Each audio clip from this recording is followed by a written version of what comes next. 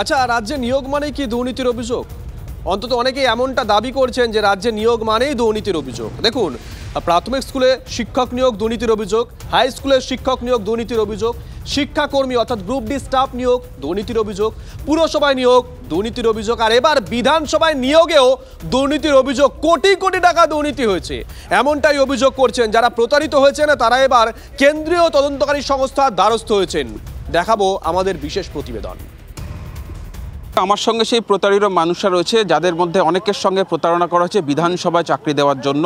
চাকরি দেওয়ার নামে কোটি কোটি টাকা নেওয়া হয়েছে এবং তারা এই মুহূর্তে ইডি দপ্তরে এসেছেন অভিযোগ জানাতে। তারা সুরাহা চান। আমার কাছ থেকে প্রদীপ বিশ্বাস নামে একজন, ঠাকুরনগর বাড়ি, সে আমার কাছে 6 লাখ টাকা নিয়েছিল অ্যাসেম্বলিতে চাকরি দেবে বলে। কার্ড দিয়েছিল, যে কার্ডটা থাকে, এবং জয়েন্ট লেটার দিয়েছিল, যেগুলো আমি পরে জানতে পারি এগুলো সব ভুয়ো। আপনার মিতা মুখার্জির কথা বলছেন, তিনি কে? প্রদীপ তো আমাদের কাছে টাকাটা নিয়েছে যখন 5-6 বছর হয়ে যাচ্ছে, তখন আমরা ওর কাছে যাই। আবার তখন ও বলে যে মিতা মুখার্জি নামে একজনের কাছে আমি টাকা দিয়েছিলাম।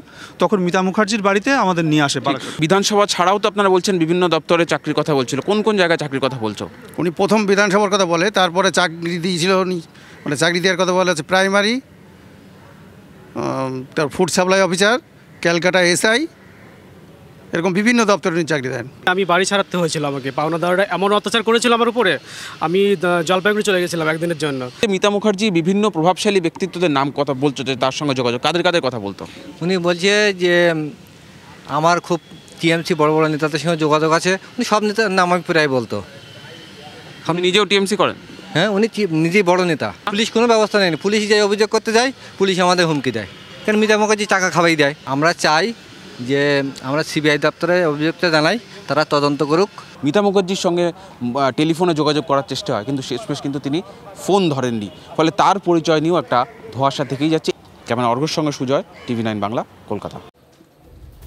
সুজয় পাল আমাদের সঙ্গে রয়েছেন, আমাদের সহকর্মী। সুজয়, শিক্ষক, শিক্ষাকর্মী কিংবা পুরসভার ক্ষেত্রে যে অভিযোগটা উঠেছে টাকা নিয়ে চাকরি দেওয়া হয়েছে, এখানে অভিযোগটা কিঞ্চিত আলাদা। এখানে অভিযোগটা টাকা নেওয়া হয়েছে চাকরি দেওয়ার জন্য, কিন্তু চাকরি দেওয়া হয়নি।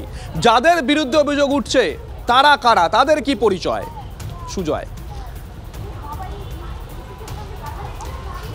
একেবারে শুভজিৎ, দেখো, যারা এই প্রতারিত হয়েছেন তারা বলছেন এই মিতা মুখার্জি, তার সঙ্গে শাসক দলের যোগাযোগ রয়েছে, শাসক দলের একাধিক প্রথম সারির নেতাদের ওঠা বসা রয়েছে।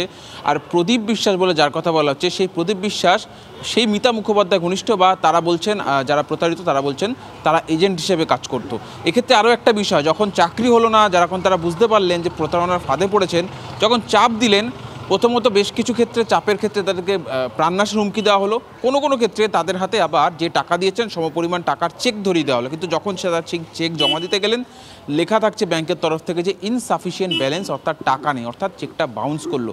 অর্থাৎ এইভাবে যে গ্রামগঞ্জের গরিব মানুষ যারা চাকরি পাবেন বলে নিজেদের কষ্টার্জিত টাকা, কেউ জমি বিক্রি করেছেন, কেউ বাড়ি বিক্রি করেছেন, সেই টাকা দিয়েছিলেন, সেই টাকাটাও সম্পূর্ণ জলে গেল। এবং এর সঙ্গে একটা বড়সড় প্রতারণা চক্র। আর কেন এই বিষয়টিকে আমরা সামনে আসছি, তার কারণ যে বিধানসভায় মুখ্যমন্ত্রী থেকে শুরু করে সমস্ত বিধায়কেরা ঠিক করেন যে কোথায় কোথায় শূন্য পদ রয়েছে, কোথায় কোথায় চাকরি দেওয়া হবে বা পদ সৃষ্টি করা হয়, যে বিধানসভায় যেখানে বৈঠকের পরে এই ধরনের সিদ্ধান্ত হয়, সেই বিধানসভাতেই কিন্তু এবার চাকরির নামে টাকা নেওয়ার অভিযোগ উঠছে। এবং অভিযোগটি অত্যন্ত গুরুতর, তার কারণ যারা চাকরি প্রতারিত হয়েছেন চাকরি না পেয়ে, তারা বলছেন যে কোটি কোটি টাকা শুধুমাত্র উত্তর 24 পরগনা নয়, গোটা রাজ্যে নেটওয়ার্ক ছড়িয়ে আছে। আরও মানুষগুলি যদি সামনে আসেন, তার কারণ একটা ভয়ের বাতাবরণ তৈরি করে রাখে। বুঝতে পেরেছি, নজর থাকবে সুজয়, নজর রাখো।